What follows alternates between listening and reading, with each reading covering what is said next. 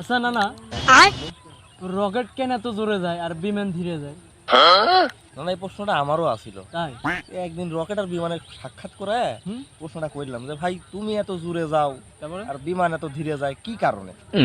তখন রকেট উত্তর দিল যে ভাই নিজের গোয়ার যখন আগুন লাগে তখন লুঙ্গি থেকেও দৌড় মারা লাগে।